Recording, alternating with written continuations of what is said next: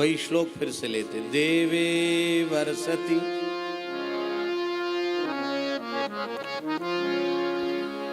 देवे वर्षति यज्ञ विप्लवरुषा वज्रास्व परशा निलयी सीदत्पालपशुस्त्री आत्मशरणं दृष्ट्वानुकम्पितस्मयन् उत्पाट्यैककरेण शैलमवलो लीलोच्छिलीन्द्रं यथा बिभ्रद गोष्ठ मपान महेन्द्र मदभिद प्रियान्न इंद्रो गवान। इस श्लोक की चर्चा हम कर रहे थे कि ब्रजवासी भगवान की शरण में गए और ब्रजवासियों ने कहा, प्रभु हमें अपनी चिंता नहीं है, अपने घरवार की चिंता नहीं, अपने परिवार की चिंता नहीं है, हमें गोवंश की चिंता। गैया हमें प्राणंते प्यारी, प्रभु हमारे प्राण भले ही हर लो पर हमारी गैया ने बचाए लो। इतना सुनती ठाकुर जी के हृदय में करुणा का संचार हुआ और उस समय भगवान ने एक वाक्य कहा, बहुत ध्यान से सुने। ये 10वें स्कंध के 25वें अध्याय का 18वां श्लोक अत्यंत प्रभावशाली मंत्र है। ये भगवान का आश्वासन है। हमने इस मंत्र के बड़े बड़े चमत्कार देखे, प्रत्यक्षानुभव किए, बड़ा प्रभावशाली है भगवान का वचन। तस्मान् मच्छरणं गोष्ठं मन्नाथं मत्परिग्रहं गोपाये स्वात्मयोगेन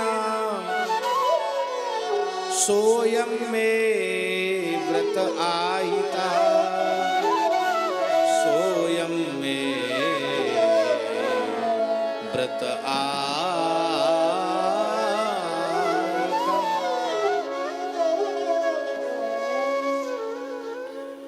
ये श्लोक कितना गंभीर है, इसकी जितनी व्याख्या की जाए उतना थोड़ा है। तस्मान् मच्छरणं गोष्ठम,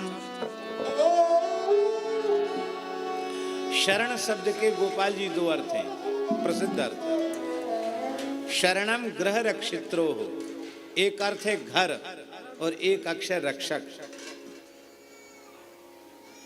तो भगवान श्री कृष्ण कह रहे हैं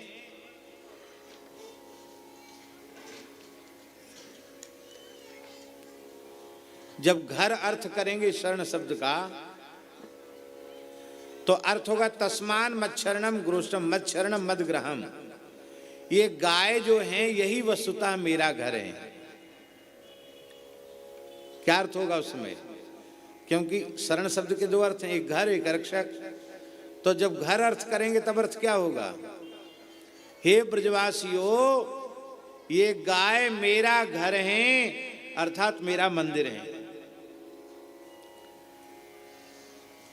गरीब आदमी होए और बाग के पास टूटी फूटी झुपड़िया होए और कोई कब्जो करवे लग जाए, कोई विपत्ति आए पड़े, तो पूरी शक्ति लगा दे अपनी झोपड़ी को बचाए हुए में। अपने घर की सब सुरक्षा करते कि नहीं करते? तो जब ये गायें हमारा घर हैं और हमारे घर को कोई उजाड़ना चाहता है तो कमजोर व्यक्ति भी अपने घर को बचाता है। मैं सर्वशक्तिमान अपने घर को उजड़ने नहीं दूंगा, क्योंकि गाय मेरा घर है, मेरा मंदिर है।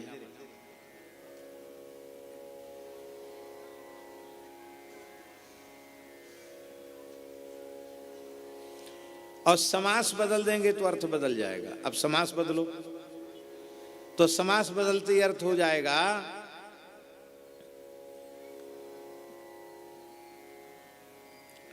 पहला अर्थ तो हुआ मत शरणम गोष्ठम, माने मद ग्रहम गोष्ठम, एक अर्थ हुआ मेरा घर है गाय। ये गाय मेरा घर है, मैं गायों में ही रहता हूं, ये गाय मेरा घर है, एक अर्थ हुआ। और दूसरा अर्थ हुआ कि मैं गायों का घर हूं।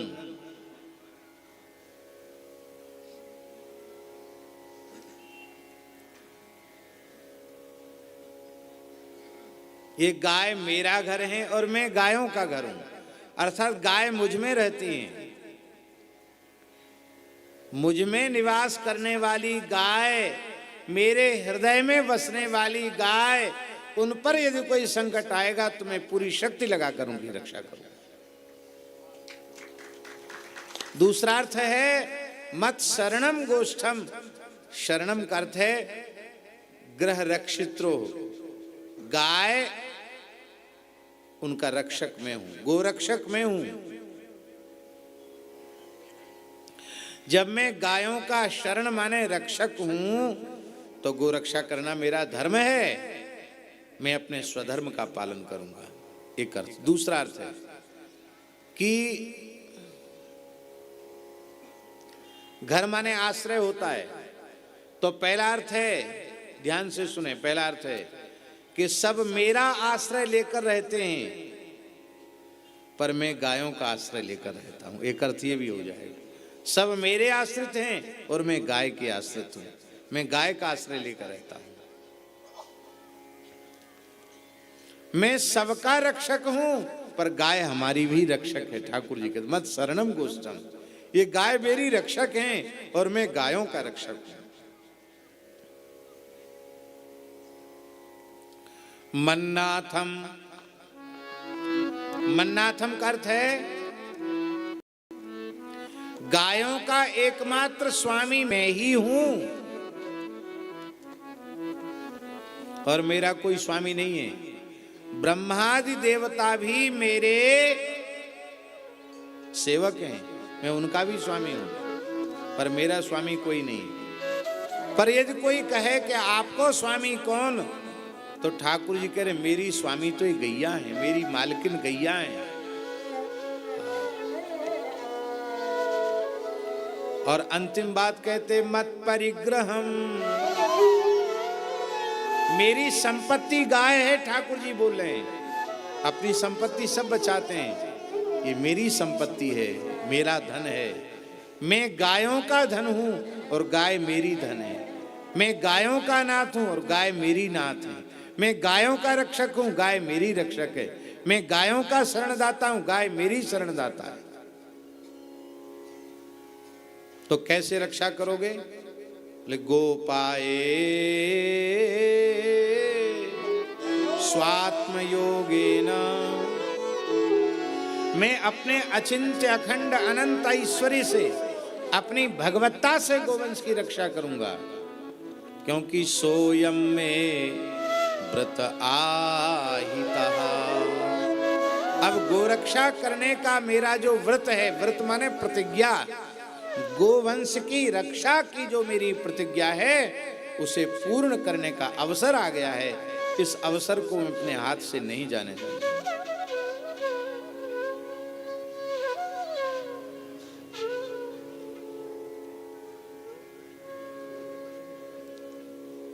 कई बार हमने देखा गायों में महामारी फैल गई, बहुत संकट आ गया, और जहां जहां हमने इस श्लोक से का अध्याय के आदि अंत में पाठ करते हुए भागवत का मूल पारायण करवाया या किया, तत्काल उसका प्रभाव हुआ। अथवा केवल इसी मंत्र का जप गोष्ठ में बैठकर कराना आरंभ किया तो उसका तत्काल प्रभाव। एक संत ने आके हमसे कहा, महाराज जी हमारे गुरुजी ने गौशाला बनाई थी, अब गौशाला की तो है कमेटी, जगह का नाम हम जानबूझ के नहीं ले रहे हैं। अब गैयान की दशा ये है कि गैया घोंटू घोंटू कीच में ठाड़ी है, भूख के मारे प्राण त्याग रही है, और अभी जीवित हैं, बेहोश हो गई, और कौआ और चील नोच नोच के, कुत्ते भी आक्रमण कर रहे हैं। मैं कहा करूं महाराज, मेरे गुरु महाराज वहां विराजे और मेरी वहीं कुटिया है, सन्यासी महात्मा, मैं द्रव्य का स्पर्श करता हूं, पैसा छूता नहीं हूं, संग्रह प्रग्रह रखता नहीं हूं, और लंबे समय से वहां भजन कर रहा हूं, अब जगह छोड़ते बनता नहीं। क्या करूं महाराज, बहुत दुखी हूं, रोने लगे बेचारे। मैं विरक्त साधु में क्या कर सकता हूं, या तो मैं जगह छोड़ दूं वहां, पर जगह छोड़ना अच्छा नहीं लगता, लगता है कि इसका समाधान होना चाहिए। भाई ये थोड़ी है हमारे छोड़ देने से कोई गाय की स्थिति तो बदल नहीं जाएगी। हमने कहा लोगों को तैयार करो, उनको समझाओ। रे बाबा कहा बता में महाराज जी, कमेटी वाले ऐसा कब्जा करके बैठ गए हैं कि गौशाला की खेती भी है गायों के नाम से, और उसका भी उपयोग नहीं, सब एकदम बर्बाद हो रहा है।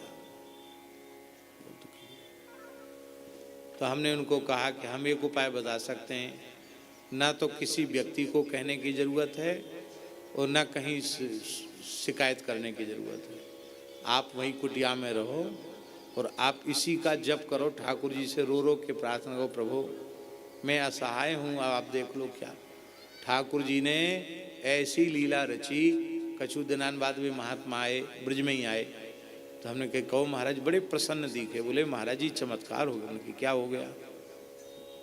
बोले हमने जप शुरू किया और थोड़े दिन बाद नए नए लड़कों की एक मंडली बन गई, और वो फिर गौशाला की सेवा में जुट गए।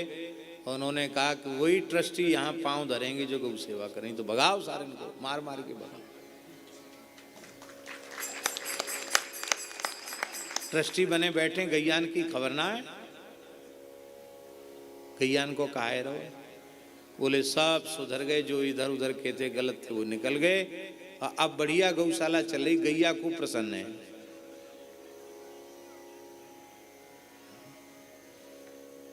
ये हम इसलिए कह रहे हैं, चमत्कार की बात नहीं सुना रहे, हम ये सुना रहे हैं हृदय की पुकार ठाकुर जी सुनते हैं। ये हृदय की पुकार, आप हृदय से पुकारेंगे तो जरूर समाधान होगा।